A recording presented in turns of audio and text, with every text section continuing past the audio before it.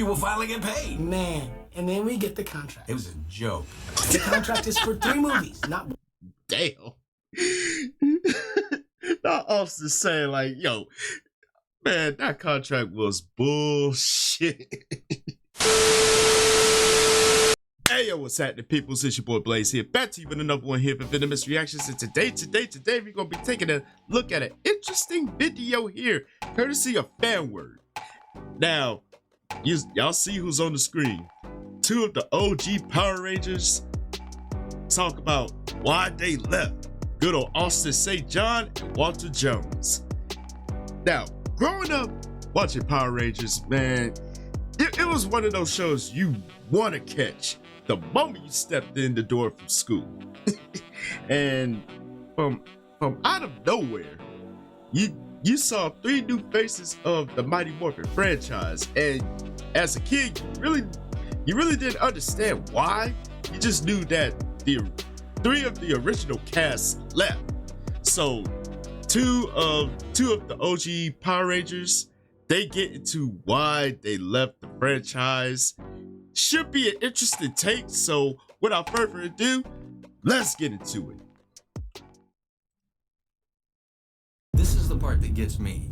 We agreed that we were going to stick together as a unit. Right. We were going to fight this together. Right. That didn't happen. Very nice about this. Well, different people, for their different reasons, changed their mind. Obviously, that would be Amy Jo and David Yost and Jason Frank. And all of them had their own reasons for deciding, you know, we don't want to renegotiate the contract after all. We're just going to grin and bear it. But we wanted to stand up for ourselves because we felt like we were being bullied, and we felt like we deserved more, and that we had earned the right to be treated like professional actors. And you know, looking back on that story is not too unfamiliar, because at that time, you know, they were in a dispute to be in pay more money, because at a certain point you made the franchise a boatload of money, but yet you're still getting paid in kibbles and bits. Like, why is it that we made the franchise what it is, making it like one of the most watched franchises in kids television history, but yet you pay us less than what we're worth? Help me make it make sense, because right now I'm not understanding. So I get it, but I feel like there's more to it. Let's continue.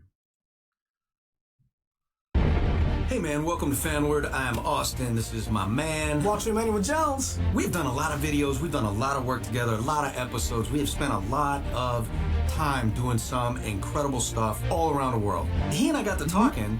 We realized that while each of us has talked about why we left the show, we had never really done it in depth and not together. Man, why don't you kick it off? Tell them what you remember. Well, you know, what happened was, I know a lot of our fans were very disappointed when we left the show. I mean, we were disappointed. We didn't want to leave. We wanted to be there. We wanted to do the movie. We had earned this movie. This movie was like... And it was like 30 days before the movie. Yeah, it was like the catalyst to what we had built up to. So we went from nothing into like the world's greatest kids show in the world, and in 40 countries and 90 languages. Yeah, which was pretty incredible. And it was going to be a $40 million film done in Australia. The show, the TV show itself, was non-union. Okay, so originally we got a contract, and the contract was not that great, but we were told, hey, you can take this contract and show it to your lawyers or to your agent, but first person comes back and wants to change anything, we're gonna fire you. See, he got a... Now, that's a way of trying to lock someone in and basically bully their way into making them sign the contract, because they're basically saying, oh, you can take this to like a legal team and whatnot, but let it be known, if once you do, you're el finito, and someone else is gonna take your spot. I mean, I want you to bear in mind, we want you to be a part of this, But if you have any questions about it, or if you're feeling like you want to take it to a legal team and have some lawyers look over it, that's your way of saying you don't trust us. But when you really look at it, you're not really an accomplished actor, and you're jumping onto something that's gonna be a marketable franchise somewhere later on down the line. Oh, wow. The ways of Hollywood, bro. The ways of Hollywood. A different message that day than I did because I was underage. So it was a week before my 18th birthday, and I was like, and I wasn't there. I didn't have a parent. I didn't have an agent because I wasn't an actor. So I didn't know anything. And I can remember them looking at me, and I was like, shouldn't I have like my mom or dad here or an agent? And they looked at me and they're like, there are about 300 other people outside that door that will sign that if you don't. And that was what I got. I was like, okay. And they just told me, could you post date it a week to your 18th birthday? But Wow. The fact that he was 17 still and being forced to sign a contract, that's their way of bullying people into making sure, oh, you're locked in. Like there's no way around it. You're locked in. But it's true what he said. Like he's an unknown face at the end of the day, but he is a great martial artist. Don't get me wrong, great martial artist. But as far as him being the actor, he is not known. So for them to force him to sign a contract a week before he turned 18. Wow. the thing is, as well, as an actor that's pursuing the acting career, the pilot was it was a pilot, and we were remember told the pilot. beforehand, if this pilot gets picked up, it's going to be picked up for 40 episodes. Now, 40 episodes is unheard of because usually a series is 12 episodes. A single season. Yeah. A single season, right? And for 40 episodes for a season, that is monumental. When you're on the outside looking in, but when you're on the inside, you're basically looking at it like, oh, these non-union workers, they putting in for 40 episodes for a season. A season. Normally a season would be like at most 20 to 25 episodes. 30 if you're pushing it. But to make it to 40 episodes for a season is monumental. On the outside. On the inside, it really wasn't all that great, according to their view. And so 40 episodes as somebody that's never had a television show is pretty tremendous. It is. Years of work. Yeah. So, I mean, at the end of the day, it was like, well, this is contract's not very good and it's non-union, but 40 episodes That's is the a lot of sucky part. experience to have under your belt. And if this does anything, then even if it doesn't do anything, I got 40 episodes of experience on my belt as an actor, as a lead actor on a television. Gotta look at that experience That's crazy factor. because for me, again, I learned from all these guys because I literally knew nothing. I was still in high school. I literally dropped out of high school to take the job. So while he's talking about lead roles, 40 episodes, I knew none of that. All I was thinking was, I'm going to be a superhero on TV. Like, that was, wow. Who doesn't want to do that, right? Everybody wants to be a superhero. I was like, yo. So we did the show. The show became a huge success. Within the first week, they told us, congratulations, guys. Your show is number one in the world. Number one. And we're sitting down looking at each other like... It was so informal. The world? Did you say the world? Yeah. Number It kind of like one on a the nonchalant Nielsen talk. rating. Yeah, Nielsen's ratings and the... It was crazy. Yeah. So here we are with this number one kids show in the world that took down some pretty heavy competition in the very beginning. Yeah. Every day we're getting better. Now we've entered our second season. 40 episodes down in the tanks. We're a number one kids show. We go to the market and our faces on the magazines. You know, when you go to market and you're like, oh, that's me on the magazine right there. That's kind of crazy. Yeah. I'll take this juicy fruit, thank you. That's right. Yeah, back in the day, we had this TV Guide. You don't know what that is now, but we were on the covers of TV Guide. Who remembers a TV Guide, bro? I know I do. I mean, every time I would go to like the corner market, they have the TV Guide on display. Like, I true story. I was just sit there and just read the TV Guide. Like, oh, this is what's happening on Monday. Okay, Cool. I'll be tuning into that. Turn to Tuesday. Okay, nothing's happening. Wednesday. Oh, there's something. Like, if you don't remember a TV Guide, you missed out on a great part of good old television nostalgia. I'll put it like that. Television nostalgia. And Teen Beat Magazine. And we were Disney everywhere. Adventure, all this cool Yeah. stuff. They were The everywhere. experience was amazing. Although it wasn't something that made us, we weren't wealthy. Obviously, we weren't making that much money on the show. Bro, we were Contracts broke. Yeah, it was a non-union Man, we were contract, so broke. we weren't making a lot of money. It's not like we could buy brand new cars. I think we were driving our beaters for a Yep. long time. Yep. Eventually, in the second season, we were offered a contract to do a commercial, and with this commercial, we would get these free Suzuki sidekicks, which Which were recalled later Yeah. because they would flip over on their sides. Yeah. They're like, go ahead, you can have that. Exactly. Go You can have kill this yourself. car for doing this commercial. Now, as a SAG actor on a commercial, you might make anywhere from $30,000 to $45,000 for a SAG commercial Exhibit A. That's just payment. That's not the just residual. payment and residuals, and so that would be fair as a SAG actor. But again, we're non-union, not necessarily fair. But the idea for the cars was it was incentive to do this, and we did it, and it was cool. The cars didn't turn out. We didn't get to pick our own cars. They just gave us whatever. Yeah. So we got Yeah. 3 white ones. We got a. I remember the I other don't know colors. the other colors, but Yeah. I think we got a little paycheck. I don't remember what it was, but it wasn't big. It wasn't. What it There's was a supposed reason to we be. don't remember it. Yeah. So second season, we're doing a show and things are going well, but it's weird because they lowered the budget on the set. So the first season, How our do you craft do that? service was like amazing. We had all this healthy stuff. Craft you know, service was like, where they set up all the food on set so you can go and eat and get coffee and drink. protein food bars truck. and all this cool stuff that you can eat that was healthy for you. And the second season, craft service was like just Here's your celery stick and your potato cookies. chips and it was like not anything that was necessarily healthy for it. That's all bad. Like, how do you lower the budget on something that became like one of the biggest grossing franchises in the second season? Like, help me make it make sense, because I don't understand it. But that's them cutting costs. Like, Hollywood is notorious for doing that, and not in the most best way possible. And it was weird because it's like, that's weird that the budget dropped. How do you drop it on They the made world's... $1 billion in the first season. $1 billion. You know, $1 billion is 999 million. Add one, that's $1 billion. That's a... See what I mean? Like, they grossed in $1 billion.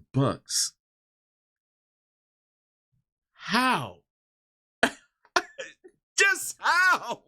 How do you drop the ball on the budget, bro? Like, help me understand this. I mean, in the first season, you made like a boatload of money, and on the second season, where is the result of us grossing in like shitloads of money? I mean, it's definitely ain't showing in the budget. It definitely ain't showing in the crafts and services. Like, what's going on here? $1 billion. 999 million? If you spent every day on a street corner handing out a $1 bill, you could not pass out $1 billion in your lifetime. You would expect that after all the success of the first season that we would get a big bump in the second season, but we did not. And you know, the show was successful and we had contracts and we were continuing to work and it was getting better, so it was like, yeah, we'll stick it out. So see where it goes. Yeah, see where it goes. Give them the fake. We're here. We're like we're in it to win it. That's it looks like understandable. everything's going great. I agree with all that. For me, I had people on the crew from behind the scenes, and they were probably talking to you too, all you guys. I mean, we all talked about it a lot. Yeah. But I can remember, I can remember a lot of the crew coming to me off camera, being like, "Man, you guys should go union. This should be. Look at what they're doing. You guys are getting screwed. Blah blah blah blah." Because the crew, they were getting paid even crappier than we were. Right. It was really about helping everybody on the set just get what they're worth, man. Not get. Damn. Well, you got the crew coming up to you and saying, "Oh, yo, y'all should do this. I mean, because honestly, they're not treating you that great as far as the money is concerned. They're not doing you right by the residuals, and you know, you're getting on reruns now. Like you're doing all this and you're getting paid kibbles and bits. Like y'all really need to put your best foot forward and just go union. Because at this point, I mean, you already surpassed like a season. Now you're in your second season and it's still the same formula. Like, what are we doing here? Yo, that's tough. Rich? Yeah, exactly. Make it union, make it fair. Because when you're in the union, what happens is there's rules that have to be abided by. If you go over a certain time and overtime, you have to be paid a certain amount. If you got over that, you get like twilight time, golden time. You get, you know, so then you don't mind doing the work because, well, you're being compensated for it. You're getting paid what you make is very well. According to what Screen Actors Guild was called normal. But what that does for the producers is it drives their budget up and they get angry because now their margin's slim. But that's on a show that's not making a lot of money. On a show that's made $1 billion, you're not really supposed to worry about just giving people a bump and taking care of them. And that's in the first season. So second season, you know it's already doing quite well. Yeah. Basically, it was unfair. It was unfair to the actors that we couldn't afford a house. We still couldn't really afford a car. The crew, too. You know, the crew as well. Like It was unfair as a he's unfair. being really nice about this. That is being nice. But we're famous, and that's cool. That is cool. That's cool because... I mean, you got to look at the upside. I mean, you're being famous. You're on the kids' television show that's basically making boatloads of money, and y'all on reruns now. Your previous season is on reruns now when you're not producing like new episodes. So y'all made it, but at what price? Gotta look at that side of the spectrum. But I mean, I love the fact that they're being positive about it. Yo, at least we got fame. At least we got the fame. I mean, that's one way of looking at it. But again, at what price? We have the advantage of having these amazing fans and getting loved up by all these kids, and we are satisfying. I mean, that's the best part of the show. We didn't even get the toys. That was that's weird. facts. Why didn't they give us the toys? It was like, bro, do you remember the jackets on set? I still have mine. Yeah, I had mine, but I don't anymore. We had to pay for them. Because I had to move. We had to pay for them. Yeah, it was like $75 for that Power Ranger jacket. That was for the cheap. Wow. Like if you wanted the lambskin one, it was like $375 at the time. That was like half my paycheck per episode. Yeah. It was crazy. All of that means we're having a great time, but we know it's not fair. We know it should be union. We know that things should be better for us than they are. Yep. And then they came to us and said, guys, we have the most exciting news. 20th Century Fox is going to do a movie about Power Rangers. They want to use all of you guys. And we've signed contracts already with all of you guys to be in the movie. I remember the movie. There's going to be new costumes. It's going to be big. This big budget. $40 million film. Yes. And you get to go to Australia. Yes, it's going to be amazing. But we got to give you your contracts. So we're like, all right, cool. That sounds great. Yeah, this is awesome. We're thinking maybe we'll finally get paid. Man. And then we get the contract. It was a joke. The contract is for 3 movies, not... Damn. Not Austin saying like, yo, man, that contract was bullshit. I mean, like, come on, bro. Like you got a $40 million budget, and you're still getting the shitty contract. Help me make it make sense, please. One movie. That's right. It's for 3 movies, which means after being locked into a contract for 40 episodes, locked in for another contract for 40 episodes, and being treated unfairly for 80 episodes, now we're gonna do movies, and it's not just 1 movie, but it's 3 movies. So that means whatever I sign right now is law because I signed it. I can't renegotiate this because I wasn't able to renegotiate the contracts that I signed already. If I sign this right now, then that's what it is. To give you a little pre-story of the original 5 before Tweet Audrey Chang came on board, there was a wonderful girl. Her Audrey name was Dubois. Audrey Dubois. Yeah. And after I the remember pilot her. got picked up, she knew then we were gonna get screwed. And she went to Haim Saban and was like, "Hey, this is Jack. You need to pay us more." And he fired her. Yep. And he liked her. Like, they got along. Yeah. And so we knew this. Damn. And now we're at a place where we're looking. I mean, I remember the numbers in that contract. I don't remember a lot of the detail, but I remember that. The numbers were not great at all. They were like, I mean, it was like for what you would make on a major film. I mean, and As a lead? As a lead. And when you think about a film doesn't take 2 weeks. A film takes months. I mean, like you're looking at 6 months, 8 months, a year to create this. So From beginning Pretty, to end. from pretty beginning to much. end. I Yeah. can just tell you this: the initial movie that we were gonna shoot was under $20,000. How many days we have to work? That's stupid. And that's stupid. And then each additional movie Yeesh. was like a bump of maybe $6,000, if that. It was really unfair. So We're supposed to do that. it was ridiculous. It was like, okay, well, we're no longer the amateurs that we were when you first picked us up, before we had any name, before we had anything. Now we've created this show. We have a name for ourselves. We continue to create great product, and it's just not fair. As you guys should treat us like everybody else treats us. Everybody else should treat us like, oh my God, the Black Ranger, oh Zach. And they're like, you can still treat us like, oh, you're actors that have no experience. And that's not the case. Yeah, like we didn't just create the #1 show in the world. Well, not create, but we're the faces of it. We're the faces of it. We are the creation of our character. That's right. Yes. Basically, putting it like that, that is the truth. I mean, they basically were the forefront of bringing the characters to life. And yet you still get done dirty. And what they said about the movie and how they were presented the movie at the end of the day, yeah, you're basically still getting paid like kibbles and bits, and maybe possibly seeing a bump in like the residual pay if it happens. But yeah, they was still getting treated like pretty much no names, like no names on the screen. Like Hollywood is a fickle place to work, unfortunately. Basically, what happened is we kind of got together and we said, this contract's not really fair. He's so much nicer about this than I am. Yeah.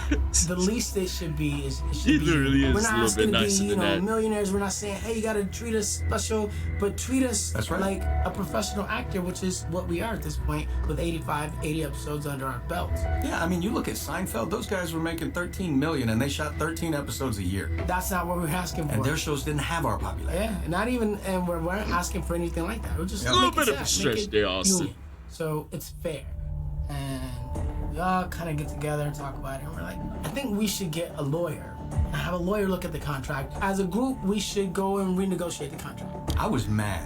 I had a lot of people whispering in my ear, and I think they knew I was the youngest and I was probably the most impressionable, which I was. Walt was more level-headed, but he had experience. He knew the system, so I really looked up to him a lot on this stuff. So you definitely handled it different than I did. We got.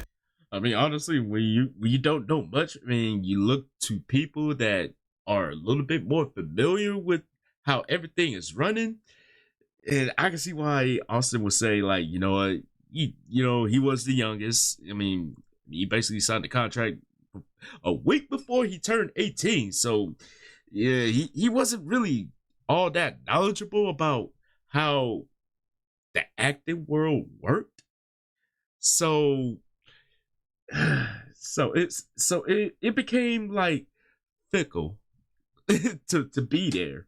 It became fickle to be there and just get on set, shoot these scenes, shoot these episodes, and basically not get paid what you're worth. It sucks, but that is the downside of working in Hollywood. Unfortunately. The lawyer. We got the lawyer. And then we went to everybody, and everybody agreed, yeah, okay, we'll meet and talk to the lawyer. And then one day we went into the set, and we were like, we got the lawyer, and let's make this happen. This is the part that gets me. Okay. We agreed that we were going to stick together as a unit. Right. We were going to fight this together. Right. That didn't happen. Very nice about this. Well, different people, for their different reasons, changed their mind. Obviously, that would be Amy Jo and David Yost and Jason Frank. And all of them had their own reasons for deciding, we don't want to renegotiate the contract after all. We're just going to grin and bear it. But we wanted to stand up for ourselves because we felt like we were being bullied, and we felt like we deserved more, and that we had earned the right to be treated like professional actors. Even though they chose not to be part of it anymore, we decided to just keep running with it. We stayed the course. We stayed the course. And that was 3. They stayed the course, and they basically got to a point where, if you're not gonna like treat us like how we should be treated after making y'all so much money, then we have no choice but to we're gonna have to exit stage left. Because it's like, I get the fact that, first season, okay. I mean, I could possibly let it slide. But you're on the second season and we already grossed like a lot of money. And yet you treat us like we're absolute nobodies at the end of the day. Like, you know what? It's time to press the F it button, and I'm gonna get on. With us three, we're gonna get on. Wow. Walter and myself. That was us standing up for ourselves, and I'm proud of that. yeah, me too. I wouldn't change Tweet that. was. I wouldn't change that, and Tweet Right. was as well. And, That's right. And it was I mean, scary. you guys- I mean, I have to say, it's probably one of the scariest things I've ever done. Here we are on this. show I'm that sure we it was created. scary. I definitely don't want to leave. I definitely want to do the movie. This movie is We had to the walk. legacy of what we created. It was the pinnacle. It's the pinnacle. It's like It this was. is like gonna be the highest point of what Power Rangers has been thus far. With us all as a cast, it's gonna be amazing. Really disappointed that the other 3 guys chose not to go with us. Very But- nice. But we decided to stay the course. And in the process, what happened as we were trying to renegotiate the contract, and lots of things were said. Lots of things were said on both sides. The lawyers were going back Yep. and forth about, do you want to do the movie? Can you do a few episodes? Do you want to do this? Do you want to do that? Things are being negotiated. And there was a little more money thrown on the table in the process. Yes. But it was still a joke. So in the process, what happened was the other 3 that stayed were offered more to stay. And they had auditions for 3 new Rangers, which I wasn't really sure about. I don't think we knew, or maybe we knew. I think I found out eventually We they were were- auditioning for other Rangers. Yeah, they told us that they were going to start casting for the other Rangers. Yeah, We had reached a point where negotiations were just crumbling. We knew the other guys. Yeah, the house fell when it came down to negotiating. Like, once that fell, and we got 3 new faces on the screen, and I know it had to be awkward for, for Johnny, Karen, and Steve, who joined the cast as their replacements. I know that had to be a awkward atmosphere. Okay, so we're replacing these 3. Ooh, yeah, I know that had to be awkward. As had cut a side deal, and we knew they were going to cast the other roles. And at that point, there wasn't much left in the negotiation. It was interesting though, because we started doing car shows. So right now we do Comic Cons, Which also then we were pissed doing them off. car shows. Yeah, well, because now we were understanding our worth. And a day we were making what we would make. More than we made in months. And a weekend we would make what we would make an entire season, which was crazy. It was like, wait, we just made that in a weekend? Like Yeah, I signing mean- autographs, just signing my name? We were filling up, I can remember, I don't remember if you did the show, but it was car shows and other county fairs. And Yeah. I did one that was in an aircraft hangar somewhere, I think in Oklahoma. It was a hangar, and the line was, we filled it up. People would wait in line for 4 hours to come and get their autograph. It was insane. Wild. And so, we report back to the other guys, like, guys, You should do this this. is our worth. We're signing autographs, and in a weekend we're making more than we made in the first or second season, which is crazy. Like, that's 3 days compared to however much time we spent filming 40 episodes. On And we set. did the biggest show at Universal Studios Yeah. for the owners. Broke Universal Studio records. Yes. Backed up the highway into downtown LA for 8 miles. Did we get paid? I don't recall. I don't think we got paid. There's another one we should remember. If we got paid, why don't we remember it? That's all I'm saying. Exactly. Austin's a character, but I remember hearing stories about them being at Universal Studios and the amount of traffic that was there head towards Universal. Man, you did not want to be on the freeway that day. if you're trying to get to work, you might want to zigzag throughout the streets and even take a few back streets to get to your destination of employment. Oh man, but that was monumental for them to break that type of a record, to have traffic backed up for like miles head towards Universal. That shows you how much Power Rangers meant to everybody that grew up watching like Mighty Morphin and the series that soon followed. Like, whew. Because when you fill up the stadium that Michael Jackson performs in, how much are those tickets? Yeah, you know and it was supposed to be one show with 1,000 people. It was like 4 or 5 shows in the biggest like 6 theater. shows, I think. Yeah. But I think we had 30,000 people show up in the day. Crazy. So, all that happened, and at the end of the day, we just couldn't find a happy medium. They hired 3 new people to be Power Rangers in the film. Everybody went off and they did the film, and they lived happily ever after. I am still disappointed that I didn't do that film, because I think the film with the 6 original Rangers would have been. The film tanked. The film did okay. It would have not good in the box office. It would have been amazing if we were all in, because that's what the fans wanted. Austin was being petty. Like, the film tanked. Come on, man. Don't be petty. I mean, the film did pretty solid. I mean, given the fact that it wasn't like, I don't know. I mean, to my opinion, I like the film. And what I think would it be better if the original 3 that was a part of the film, would have made it better? I don't know. I mean, but honestly, in the film, it actually worked for the new faces, and I don't know if they would have worked for the original 3. I mean, that's just my take on it. But I mean, you can see that they really wanted to do the film, but they couldn't get past like being treated unfairly as far as pay is concerned, and it's understandable. And I know a lot of the fans have come up to me afterwards and just said, you know what, when I found out you weren't in the Power Rangers anymore, I ripped my poster down. I stopped watching the show. Yeah. And I know that happened to a lot of people. And that's not what we wanted. No, that's not what we wanted at all. We didn't want to leave you guys. We didn't want to be like, oh, I'm over the show. It wasn't like that. It wasn't an attitude we loved it towards the fans. It was just we wanted to stand up for ourselves. And I don't think this story has been told by not in this the detail. 2 of us. And if Tree were here, she would also this is the first time we're hearing it. But she's unfortunately no longer with us. Yeah, so kind of what sparked this video was you and I got to talking about it. I mean, he remembered things that I had completely forgotten. Yeah. And vice versa. So this is the only official, like, really us video talking about it. Yeah. Twee's here with us. I just know we were all very scared.